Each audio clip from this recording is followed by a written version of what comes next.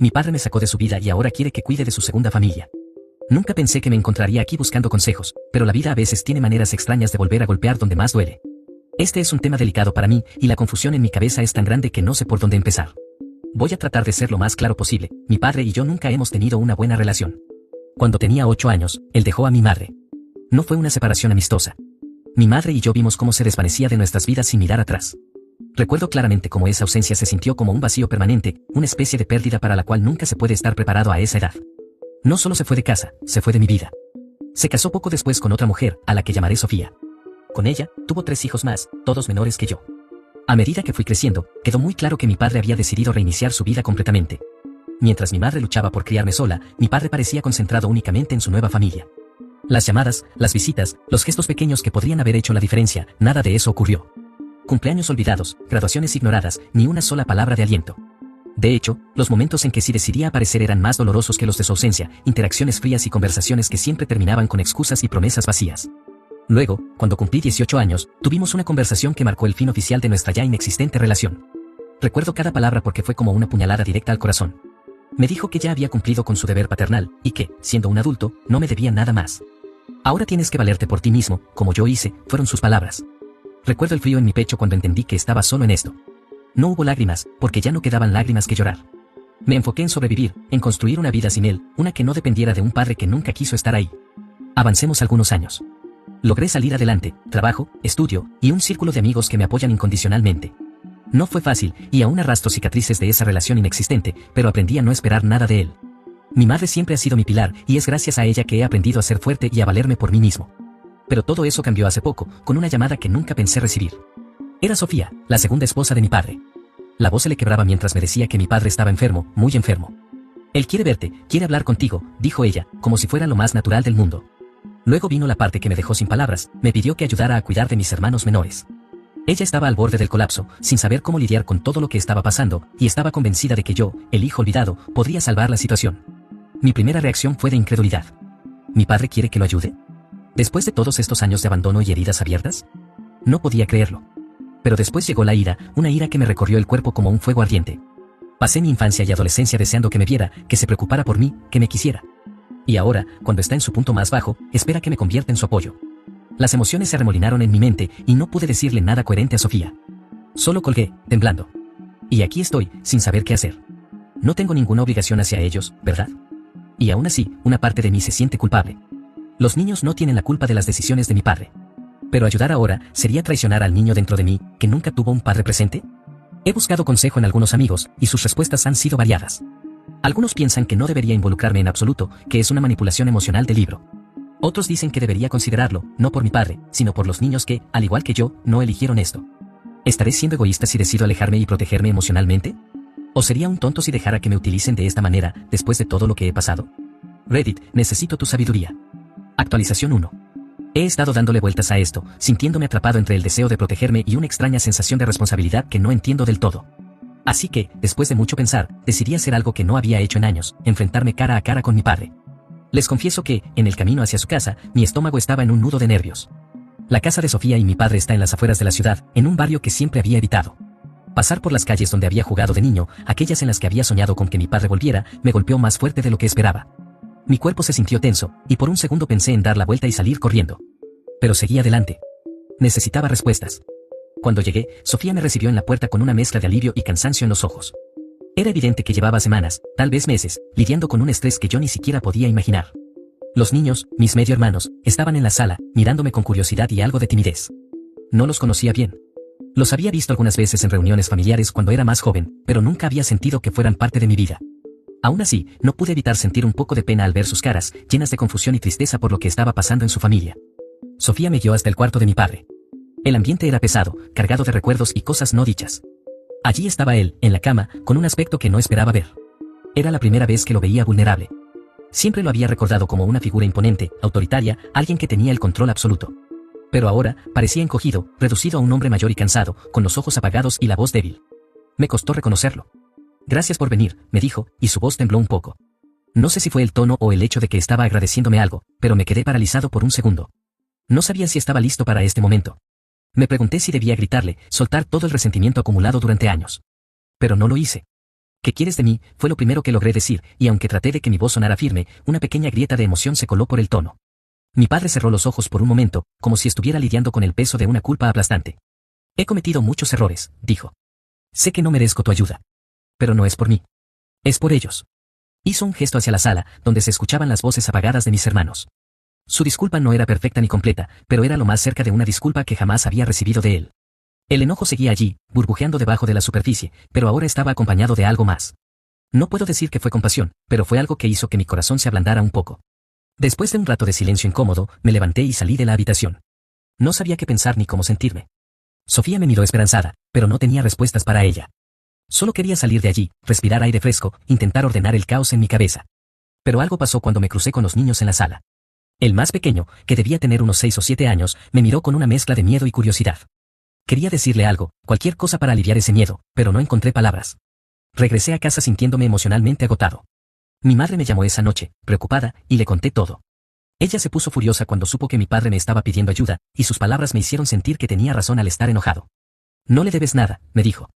Ese hombre te abandonó. No tiene derecho a pedirte nada. Y lo sé, en el fondo sé que ella tiene razón. Pero no puedo dejar de pensar en esos niños. No tienen la culpa de las decisiones de mi padre, y sé exactamente cómo es crecer sin apoyo. Así que aquí estoy, todavía luchando con lo que es correcto hacer.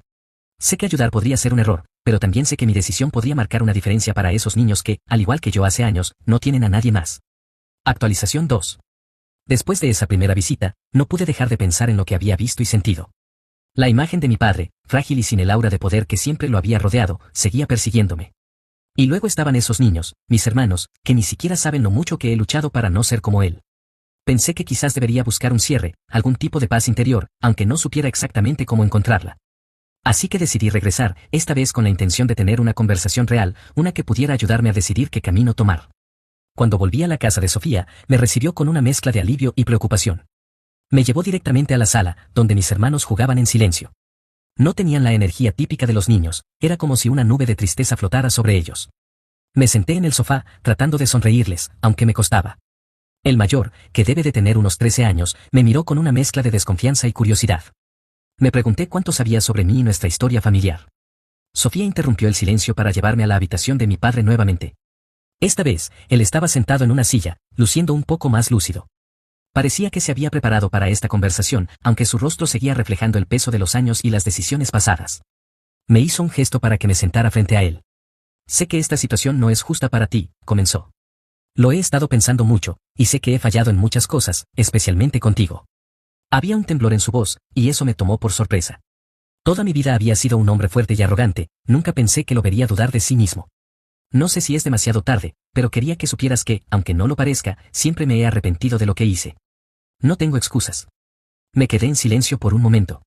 Las palabras parecían sinceras, pero no pude evitar preguntarme si era demasiado poco, demasiado tarde. La disculpa era algo que había esperado escuchar toda mi vida, pero al escucharla, no sentí el alivio que había imaginado. Me di cuenta de que ninguna disculpa podría cambiar lo que había pasado. Pero había algo más en juego, esos niños que no tenían la culpa de nada. No podía evitar sentir que, de alguna manera, estaba viviendo en un ciclo de abandono que ellos no merecían sufrir. Pero, ¿por qué me pides que ayude?, pregunté finalmente. ¿No tienes a nadie más en tu vida que pueda estar allí para ellos? Mi padre se pasó una mano temblorosa por el rostro, como si fuera difícil para él admitirlo. No tenemos familia cercana, y Sofía está sobrecargada. Quisiera que tuvieran a alguien que los cuide si las cosas empeoran. Salí de la habitación sintiéndome incluso más conflictuado que antes. No podía dejar de pensar en lo injusta que era la situación para todos, para mi madre, que tuvo que sacrificar tanto, para mí, que fui abandonado, y para esos niños, que ahora enfrentaban el miedo de perder a su padre. Sofía se acercó y me agradeció por venir. No tienes idea de cuánto significaría para ellos que fueras parte de sus vidas, dijo, con lágrimas en los ojos. Al regresar a casa, me sentí más perdido que nunca. Mi madre, al enterarse de que había vuelto a ver a mi padre, estaba furiosa. No puedo creer que esté intentando manipularte de nuevo, me dijo. No le debes nada a ese hombre. Se desentendió de ti y de mí cuando más lo necesitábamos. No dejes que se aproveche ahora que le conviene. Lo sé, y tiene razón. Pero hay algo dentro de mí que no deja de pensar en esos niños, que, al igual que yo, no tienen ninguna culpa de los errores de los adultos a su alrededor. También pienso en mí mismo a su edad, lo solo y desamparado que me sentí, y me aterra la idea de que ellos tengan que sentir lo mismo. He estado buscando opciones. Me he planteado la idea de ayudar, pero con límites claros. Quizás podría comprometerme a ciertas horas, ciertos días. Pero me preocupa que cualquier tipo de involucramiento termine siendo emocionalmente destructivo para mí. También he estado investigando si hay recursos comunitarios o servicios de apoyo que puedan ayudar a la familia sin que todo dependa de mí. Ojalá todo esto fuera más sencillo, pero nada parece serlo. Actualización 3. Me di cuenta de que, aunque la situación era profundamente injusta, no podía dejar que las heridas de mi pasado siguieran definiendo mi presente. Pero también sabía que no estaba dispuesto a sacrificar mi bienestar emocional, ni a caer en una trampa de obligaciones que mi padre nunca cumplió conmigo. Necesitaba encontrar una forma de protegerme, a la vez que hacía lo que sentía que era lo correcto. Así que, con eso en mente, volví a la casa de mi padre una última vez, esta vez decidido a establecer límites muy claros. Había pensado mucho en cómo quería abordar esto, y escribí una lista de cosas que estaba dispuesto a hacer, y otras que no. Llevaba la lista en el bolsillo, y el simple hecho de tenerla me dio un poco de fuerza. Cuando llegué, Sofía estaba tan agradecida de verme que casi se me saltaron las lágrimas. Vi a los niños jugar en la sala, y sentí una punzada en el pecho. No era su culpa que las cosas estuvieran tan mal, y me dolía pensar que podían pasar por la misma soledad que yo viví. Pero, aún así, sabía que no podía arreglarlo todo solo. Fui al cuarto de mi padre y le dije directamente que estaba dispuesto a ayudar, pero con condiciones. Sus ojos se agrandaron un poco al escucharme, como si no esperara que alguien se atreviera a ponerle límites. Le expliqué que mi propia salud mental era importante, y que no podía dejar que esta situación me arrastrara. Le dije que ayudaría cuidando a los niños ciertos días y horas, pero solo si no interfería con mi trabajo y mis responsabilidades personales. También le dije que no sería su cuidador personal. Mi ayuda era para los niños, no para él. Mi padre me miró por un momento, y fue difícil leer su expresión. Finalmente, asintió, y aunque no dijo mucho, parecía aliviado. Sofía también aceptó mis condiciones, aunque su rostro mostraba un poco de decepción. Creo que esperaba más de mí, pero sinceramente, ya estaba haciendo mucho más de lo que alguna vez imaginé. También mencioné que buscaría ayuda externa. Les hablé de la posibilidad de contactar a asistentes sociales o programas comunitarios que pudieran brindar apoyo a largo plazo, algo más sostenible que mi presencia ocasional. Después de eso, me quedé un rato en la sala con mis hermanos. Me presenté mejor, y ellos, al principio, seguían algo tímidos. Pero el más pequeño, un niño llamado Lucas, finalmente se acercó y me mostró un dibujo que había hecho. Era simple, pero me golpeó directo al corazón. Era un dibujo de él con su familia, todos juntos, con sonrisas felices. No sé si estaba consciente de que la realidad era más complicada, pero su esperanza era palpable, y me partió el alma. Al final, me fui sintiéndome agotado pero más en paz con mi decisión. No era lo que mi padre esperaba, ni lo que él probablemente deseaba. Pero era lo mejor que podía ofrecer, dadas las circunstancias. No quería permitir que la culpa o la manipulación dictaran mi vida, pero tampoco quería ser una persona que diera la espalda a unos niños inocentes que estaban sufriendo. Desde entonces, he cumplido con mi parte. He pasado tiempo con los niños, llevándolos al parque o ayudándoles con las tareas escolares cuando puedo. No voy más allá de lo que me comprometí a hacer, y me he asegurado de buscar ayuda adicional para ellos. Pero incluso con estos límites, no es fácil. Cada visita me recuerda todo lo que perdí y todo lo que nunca tendré con mi propio padre. He aprendido que, aunque no puedo cambiar el pasado, puedo decidir cómo lidiar con las consecuencias. No sé si esta es la decisión correcta o si algún día me arrepentiré, pero estoy tratando de ser fiel a mí mismo mientras hago lo que creo que es lo justo. Actualización 4. Mi padre falleció.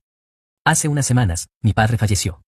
Su enfermedad había avanzado más rápido de lo que cualquiera de nosotros esperaba, y aunque Sofía había intentado mantenerse fuerte, fue como si el peso de todo cayera de golpe. Recuerdo recibir la llamada a las 3 de la madrugada, la voz de Sofía rota por el dolor. Se ha ido, dijo, y aunque esas palabras eran algo que había esperado en algún rincón de mi mente, aún me golpearon como un maremoto. Lo confieso, una parte de mí no sabía cómo sentir. Mi relación con mi padre siempre fue complicada, llena de ausencias, heridas y promesas incumplidas. Y aún así, el saber que se había ido para siempre trajo una oleada de emociones que me dejó tambaleándome. No era solo el hecho de que había muerto, era el cierre definitivo, la certeza de que nunca habría una conversación más que pudiera arreglar lo que estaba roto. El día del funeral fue un torbellino de sensaciones. Llegué sintiéndome fuera de lugar, como un extraño en mi propia familia. La casa estaba llena de rostros familiares, pero me sentía distante, desconectado. Sofía me abrazó tan fuerte que pensé que se rompería en mis brazos. Mis hermanos, vestidos con sus mejores ropas negras, se veían más pequeños y vulnerables que nunca. Lucas, el más pequeño, no entendía del todo lo que estaba pasando. Me miró y me preguntó si papá estaba en el cielo, y no supe qué decir. Me arrodillé y lo abracé, tratando de contener las lágrimas que luchaban por salir. Cuando llegó el momento de decir unas palabras sobre mi padre, Sofía me miró como si quisiera que yo hablara. Era un gesto desesperado, una súplica muda. Y, aunque mi madre me había advertido que no debía dejarme manipular, sentí que debía hacerlo, no por él, sino por los niños. Me puse de pie, con el corazón latiéndome en la garganta, y caminé hacia el atril. Miré al ataúd, y de repente, todos los recuerdos que había tratado de enterrar salieron a la superficie. Mi padre enseñándome a andar en bicicleta cuando tenía 5 años, su voz severa diciéndome que los hombres no lloran, las veces que no apareció cuando más lo necesitaba. Y entonces, respiré hondo y comencé a hablar.